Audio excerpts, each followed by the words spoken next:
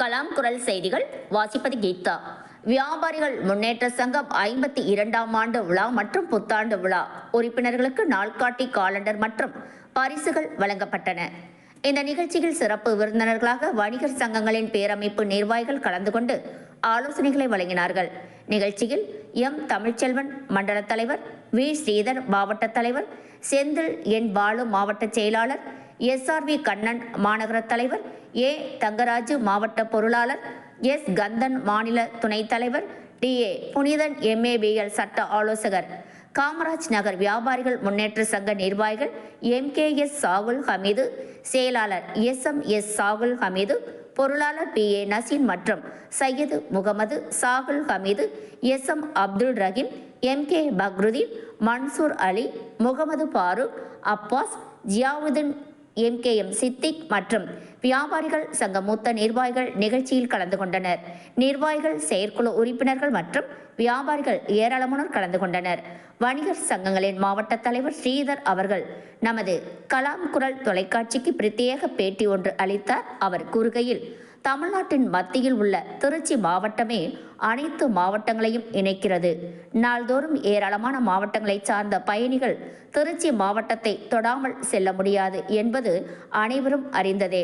கனரக வாகனங்களை துவாக்குடியில் இருந்து அரைவட்ட சாலையாக மாற்றினால் பால்பண்ணை பகுதியில் கண்டிப்பாக போக்குவரத்து நெரிசலை குறைக்க முடியும். இந்த நிலையில் விவரம் தெரியாமல் பலர் பால்பண்ணை பகுதியில் சர்வீஸ் ரோடு வேண்டும் என்று தொடர்ந்து கோரிக்கை வைக்கின்றனர்.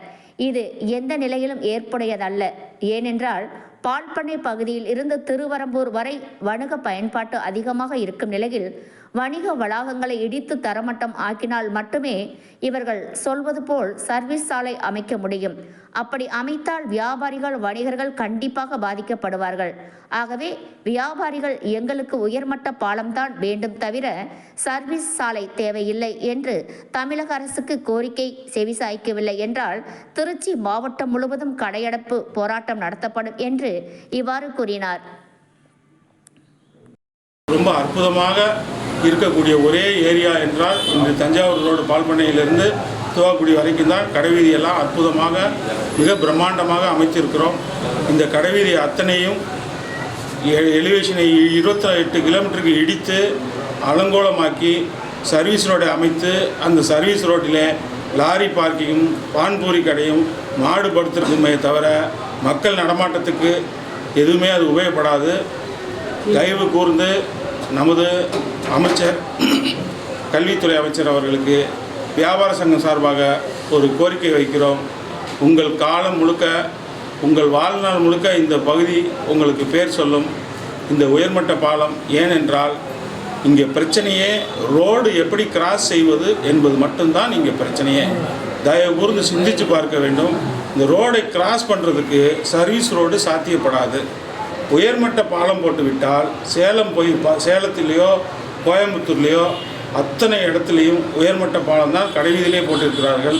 இந்த உயர்மட்ட பாலம் நமது முன்னோடியான அன்பில் தர்மலிங்கம் தலைமையில் அவர் பெயர் சூட்டி உயர்மட்ட பாலம் என்று இந்த பகுதியில் நிறைவேற்றி காட்டுவீர்கள் என்றால் இந்த தொகுதி வாழ்நாள் முழுதும் உங்களுக்கு கடமைப்பட்டிருக்கும்.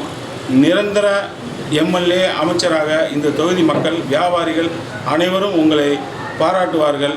இந்த சாதனையை செய்ய வேண்டும் என்று உங்களுடைய சகோதரனாகவும் வியாபார சங்கம் சார்பாகவும் உங்களை தாழ்மையுடன் கேட்டுக்கொள்கிறோம்.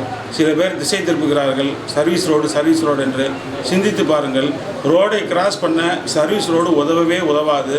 கனரக வாகனங்கள் அனைத்து வாகனங்களும் உயர்மட்ட பாலத்தில் போய்விட்டால் கீழே பார்த்தீங்கன்னா சென்னையில் பாருங்கள், அத்தனை பாலம் நமது முதல்வர் அவர்கள் உள்ளாட்சித்துறை அமைச்சராக இருக்கும்போது பாலங்கள் மட்டும் அன்று போடவில்லை என்றால் இன்றைக்கி சென்னையே இயங்காத ஒரு சூழ்நிலை வரும். அந்த பாலத்தை சிந்தித்து பாருங்கள்.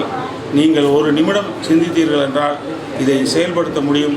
வரும் தேர்தல் அறிக்கையில் இதை வெளியிட்டு அதற்குள் ஒரு அடிக்கல் நாட்டு விழா நடத்த வேண்டும் என்று உங்களை தாழ்மையுடன் கேட்டுக்கொள்கிறோம். நன்றி, வணக்கம்.